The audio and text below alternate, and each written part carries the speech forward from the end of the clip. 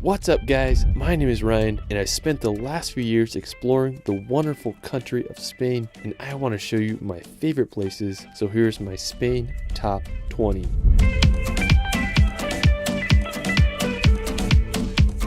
Spain has to be one of my all-time favorite countries. It's home to some of the world's most stunning landscapes, intriguing history, and pure Mediterranean vibes. I've been to Spain 3 times now and I just can't get enough of this country. Let's start this video off at possibly my favorite island in the world, Mallorca.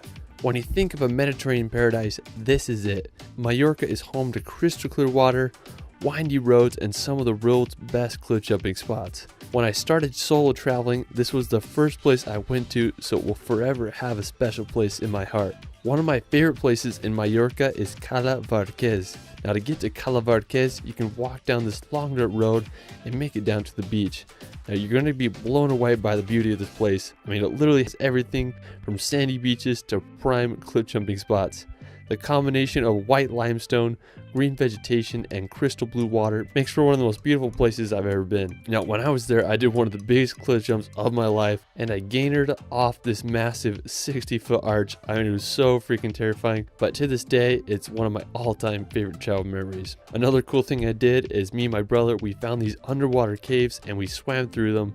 I mean, I couldn't believe how clear this water was. It's my dream playground and I can't recommend it enough. Now, on the other side of Mallorca, you can visit the famous road to Sa Calobra. Now, coming from the US, I'm used to wide roads and highways, so this blew my mind. Roads in Europe tend to be pretty skinny, but this was by far the most crazy road I've ever drove on. It was full of hairpin turns and loops that wind down the mountain. The surrounding area is absolutely gorgeous. I mean, just had massive mountains that lead down to the sea. I believe a lot of car commercials are filmed here, and I totally understand why. I found a really cool lookout point to get a view of the road. When I was driving down it, I was just pretty terrified. There were some spots that only had enough room for one car. Now you can take the road down to the bottom and visit Torrent de Paris.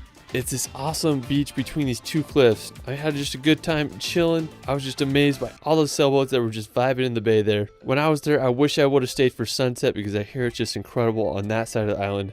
Anyways, I can't recommend Mallorca enough. It's just an amazing place. Alright, so after Mallorca, we're going to go head to the Atlantic Ocean to visit the volcanic Canary Islands. Now, located off the coast of northwestern Africa, Canary Islands are home to some of the world's most unique landscapes. You might as well call them the Hawaiian Islands of Europe because that's what they remind me of. The biggest and most populated island on the archipelago is called Tenerife. Now, it looks like a prime location to film the next Jurassic Park film. I mean, it's just so crazy out there. One of the craziest places in Tenerife is the cliffs of Los Gigantes. They are these massive sheer cliff walls that rise 800 meters out of the ocean. I mean, I felt like I was going to see a flying dinosaur soaring over those cliffs. You can go venture to the windy roads of the Masca Gorge, or you can explore the incredible seaside views at Playa Benmijo. I seriously just can't get over how beautiful this place is. Now, you can also head over to the nearby island of Fuerteventura. Being the second largest of the Canary Islands, Fuerteventura also offers some jaw-dropping landscapes. The Playa de Cofete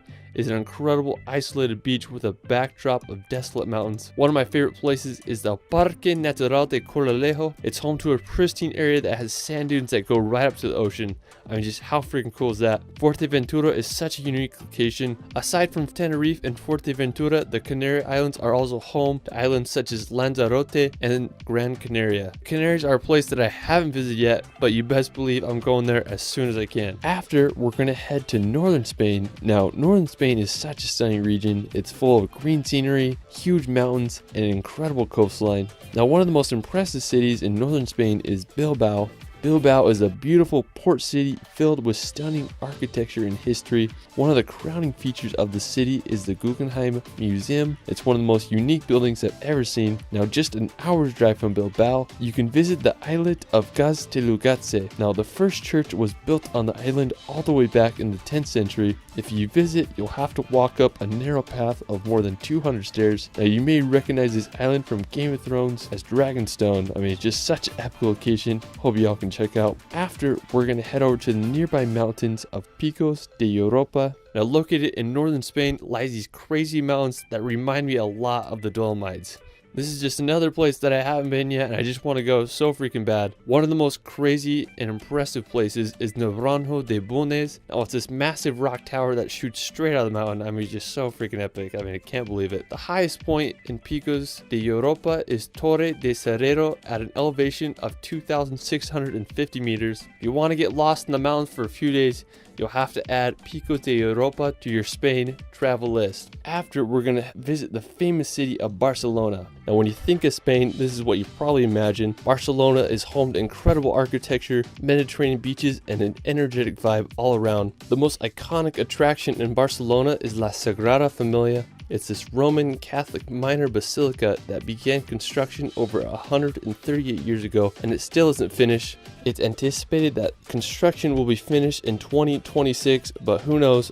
All I know is one of the most unique buildings in the world, and I still can't get my head around that it's been construction since 1882. After Barcelona, we're gonna head over to the nearby mountains of Montserrat. Now, it's just a quick hour train ride or drive from Barcelona, making it a perfect day trip. Now, Montserrat is really cool because it has these really unique mountains that give a view of all of Catalonia. Now, when you get there, you can go take a cable car up to the Abbey of Montserrat, which is a mountain monastery that offers some incredible views. Now, there's a ton of hiking trails that lead you to a religious relic around the mountains. Definitely do some hikes once you're up there. I mean, it's just such a unique location, and you know me, I like my rocks. This place has a bunch of them. After, we're going to visit the city of Zaragoza. Now, located about 3 hours drive from Barcelona, Zaragoza is the 5th most populated city in Spain with a population of around 700,000. One of the most impressive features of the city is the Cathedral Basilica of Our Lady of the Pillar. It's believed that St. James was preaching the gospel in Spain around 40 AD when the Mother of God appeared to him on the banks of the river here and instructed him to build a church in her honor. Soon after, a little church was built, but this massive church you see today began construction in 1681 and took nearly 300 years to finish. I mean, I just can't believe how massive it is. Now, while we're still on the topic of St. James, we're going to head to northwestern Spain to visit Santiago de Compostela. Now, what's really cool about this city is it's the location of the shrine of the apostle St. James. Now, since the 9th century, there has been a Catholic pilgrimage route named the Camino de Santiago, or in English, the Way of St. James.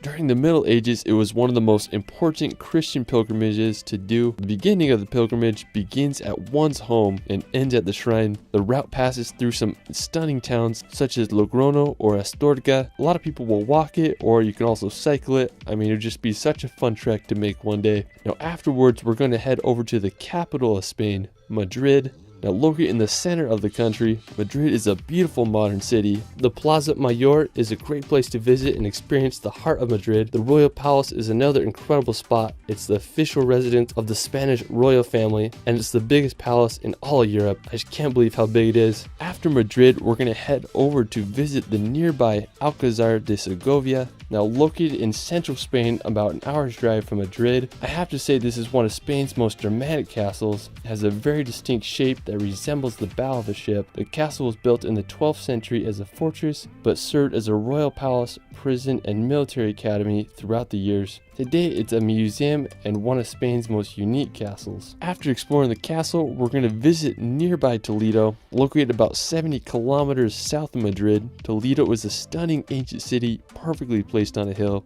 It's known as the city of three cultures due to its influences from Christians, Muslims, and Jews. The history of Toledo is fascinating and complex. It was taken over by the Moors for several centuries until it was conquered in the 11th century by the Castilians. Today, the city has a population around 80,000. One of the most impressive is the Alcázar de Toledo. It was once used as a Roman palace, and then it was eventually restored in the 16th century. Another amazing city in Spain is Cordoba. It's home to more World Heritage sites than anywhere in the world, with 4. One of the coolest features of the city is the Mosque Cathedral of Cordoba. It's regarded as the most accomplished monument of Moorish architecture. It was finished in 746 AD, and it was converted to a Christian church in the 16th century. Another one of my favorite cities in Spain is Ronda. It's just a 2 hours drive from Cordoba, and it's home to one of the most scenic bridges I've ever seen, called Puente Nuevo. It was built in the 18th century to cross the El Tajo Gorge. It stands 120 meters over the canyon floor. I just can't get over the architecture of the arches. What a beautiful spot.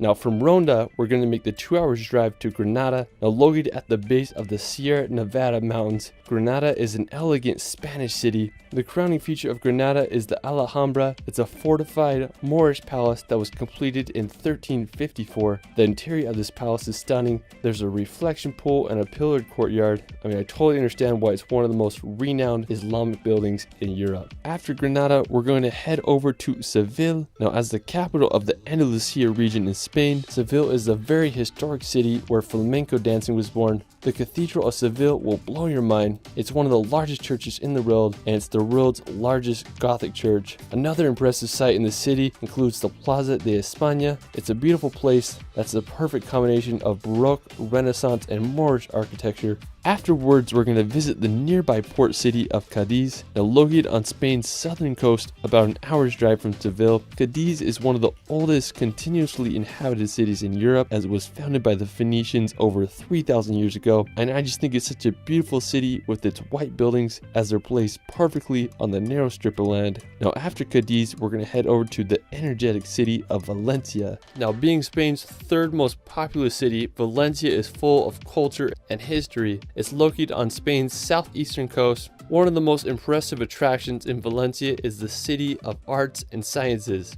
It's one of the most unique modern architectural structures that I've ever seen. Construction began in 1996 and it was inaugurated 9 years later. It was estimated that construction cost almost $1 billion. But anyways, you can go paddleboard on the water, or you can go watch a film in the IMAX theater there. The surrounding Science Museum Park is also a beautiful place to walk around and enjoy the beauty of Valencia. Alright, so for my last location, we're gonna head over to the wild island of Ibiza. Now, while Ibiza is known for crazy nightlife and party city, it also has some of the world's best beaches and cliff jumping. Me and my brother decided to go to Ibiza for Halloween because why not? Anyways, we spent the first few days exploring the island, and honestly, I was pretty disappointed because I couldn't find any really cool cliff jump spots. But on our last day, when we had just a few hours before our plane was about to take off, and we found this secluded cove, we hiked down and made sure the water was deep enough, and we found this perfect cliff, and I threw some jumps off, and then my brother did a wild double backflip off the cliff.